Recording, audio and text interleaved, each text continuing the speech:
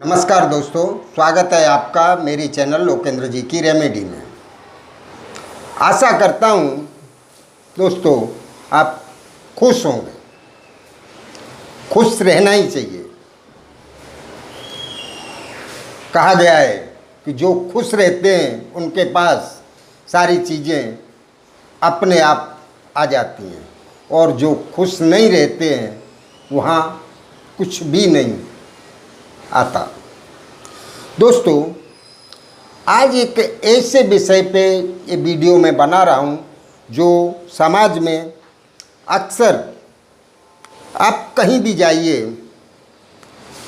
हर जगह आपको ये समस्याएं देखने मिल जाएंगी। जैसे इसको क्लियर करूँ, धन, जिसके पास धन नहीं है, पैसा नहीं है, उसके पास दोस्तों कुछ भी नहीं है। कुछ लोगों के पास इतना धन होता है कि वो उसको संभाल नहीं पाते, और कुछ लोगों के पास रोज के भोजन करने तक की व्यवस्था नहीं होती है। दोस्तों, कुछ एक वर्ग ऐसा है दोस्तों जहाँ लोग अपना सारा सेटअप बना के रखते हैं। घर, मकान, दूसरी व्यवस्थाएं सब लमसम चलती रहती हैं, लेकिन हकीकत में देखा जाए तो उनके पास पैसा नहीं है। ये मध्यम वर्ग है। मध्यम वर्ग के पास पैसे तो नहीं होते हैं, पर हाँ वो उनका जीवन एक दिखावा जरूर होता है कि ये भी है, वो भी है, वो भी, पर उन आवश्यकताओं को वो कैसे पूरी करते हैं वो उनका मन जानता है। तो दोस्तों, जहाँ भी पैसे संबंधी समस्या है उन लोगों के लिए ये उपाय बहुत ही सटीक है, और उनको ये उपाय कर लेना चाहिए। दोस्तों, मैं ये ज़रूर कहूँगा इसमें कि ये उपाय को करने से, ये मैं नहीं कहता कि जो कंडीशन बिल्कुल ख़राब है और एकदम से वो अरबों और खरबोंपति हो जाएगा, पर ये ज़रूर कहूँगा दोस्तों कि इस उपाय को करने से उसकी जो भी जीवन जरूरी आवश्यकताएं हैं उनमें कहीं से कमी नहीं रहेगी, वो उसकी आवश्यकताएं ज़रूर पूरी होंगी। दोस्तों, ये उपाय करने वाला व्यक्ति किसी के सामने हाथ फैलाने की ज़रूरत नहीं पड़ेगी। उसकी जो आवश्यकताएं हैं वो ज़रूर पूरी होंगी, क्योंकि ये उपाय एक ऐसी देवी शक्ति की आराधना है जिस आराधना को करने से मनवांछित फल की प्राप्ति होती है, और ये उपाय धन प्राप्ति, लक्ष्मी प्राप्ति के लिए ही बनाया गया है। दोस्तों, इसमें एक बात मैं और कहूँगा कि गोस्वामी तुलसीदास जी ने उस टाइम पे कलयुग में क्या होने वाला है वो रामचरितमानस के अंदर लिख दिया है। आज आप ध्यान से देखें तो आपको उनकी कही गई बात कई जगह सच दिखाई देगी। तो ऐसे पवित्र ग्रंथ रामचरितमानस से मैंने इस उपाय को लिया है, और मैं आपके सामने इस उपाय को वीडियो में प्रस्तुत कर रहा हूँ। दोस्तों, इसको ध्यान से सुनना। ये उपाय बहुत ही सरल और सटीक है। इसका की गई आराधना खाली नहीं जाएगी, ये मेरा दावा है। तो दोस्तों, ये एक चौपाई है जो अपने आप में महामंत्र है। ऐसे तो रामचरितमानस की सभी चौपाइयाँ अपने आप में मंत्र हैं और सिद्ध मंत्र हैं, लेकिन कुछ चौपाइयाँ महामंत्र और सिद्ध अपने आप में हैं। हमें सिर्फ इसको करंट करने की ज़रूरत है। तो दोस्तों ये चौपाई है, नाथ सकल संपदा तुम्हारी,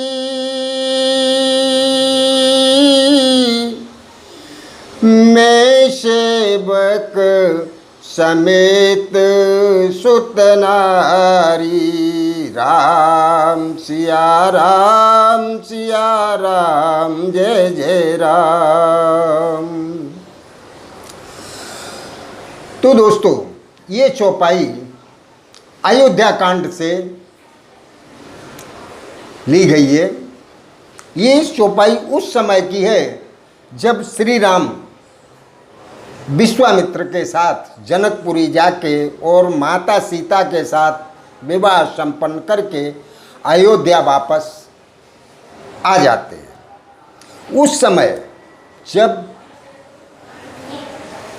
अयोध्या तो एक महान कहा जाए तो कम है, एक चक्रवर्ती सम्राट महाराज दशरथ वहाँ राज्य करते थे, जो श्री राम के पिताजी थे। श्री राम 4 भाई हैं, राम लक्ष्मण भरत शत्रुघ्न।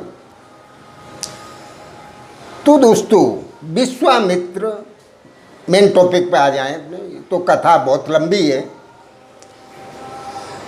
विश्वामित्र वहाँ से जाना चाहते हैं अपने आश्रम, पर वो राम के प्रेम में या उनकी छवि को देख के, क्योंकि विश्वामित्र जानते हैं कि ये विष्णु अवतार श्री राम भगवान हैं, ये अंतर्यामी हैं, ये परमात्मा हैं, तो वो वहाँ से जा नहीं पा रहे हैं। पर एक बात नहीं भूलना चाहिए हमें कि किसी भी साधु को या ऋषि को कोई बांध नहीं पाया है आज तक। उनको तो जाना ही है और वो जाएंगे।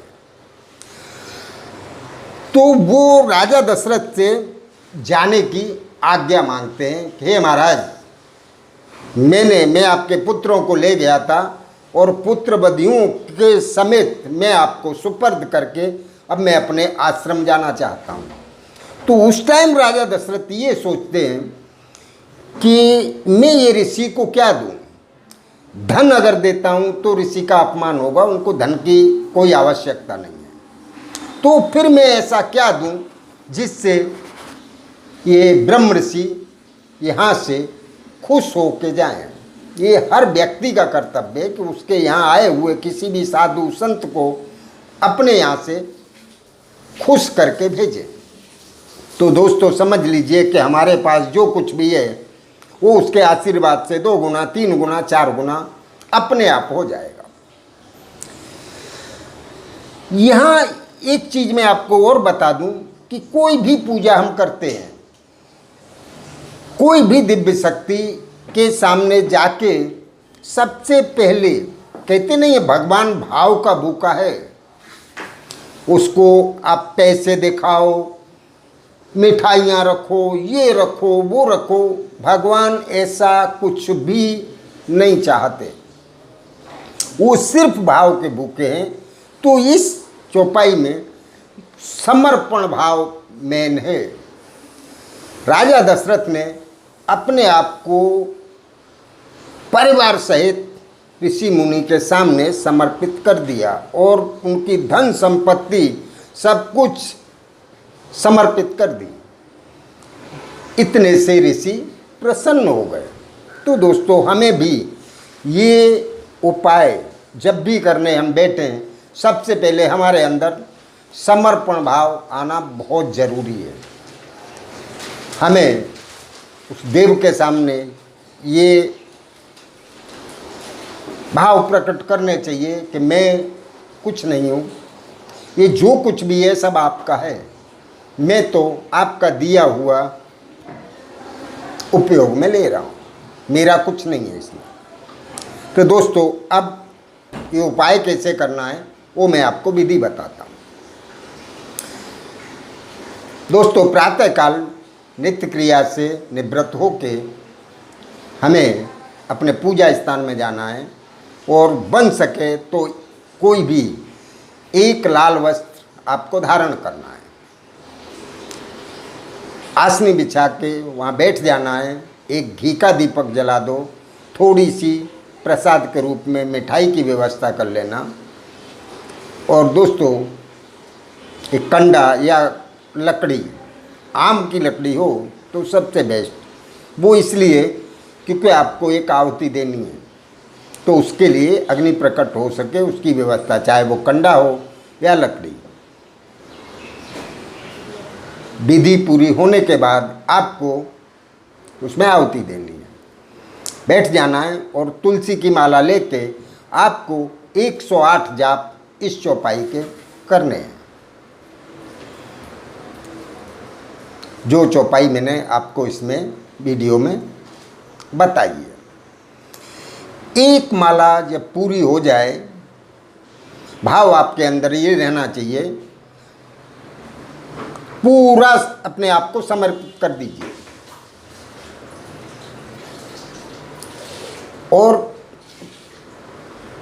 पूजा पूरी होने के बाद माला उसके स्थान पर रख के आपको 2 लौंग और गुड़ लेना है। उससे पहले कंडा या जो लकड़ी मैंने बताई उस पर अग्नि प्रकट करके 2 लौंग और थोड़ा सा गुड़ आपको आहुति दे देनी। आहुति देने के बाद उस पर थोड़ा सा घी चढ़ा देना है, जिससे वो दी हुई आहुति भस्म हो जाए। और दोस्तों, प्रसाद चढ़ा देना है। प्रसाद चढ़ा के आपको सर झुका के भगवान से प्रार्थना करनी है, हे प्रभु, मैं कोई बहुत बड़ा विद्वान नहीं हूँ, हमसे जैसे बनी मैंने आपकी ये पूजा संपन्न की है। अगर कोई गलती हुई हो तो हमको क्षमा कर देना, और हमको जो पैसे संबंधी हमारी समस्याएं या कमी है उसको दूर करना और हमको संपन्न बनाना। बस दोस्तों, आपका काम हो गया, समझ लो। तो दोस्तों, इतना करने के बाद आपको उस स्थान से उठ के चले जाना है।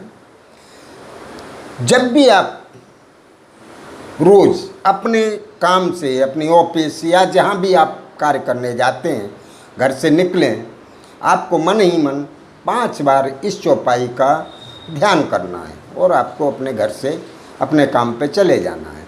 समझ लीजिए देवी शक्ति आपके साथ है और आपका हर कार्य सिद्ध होगा।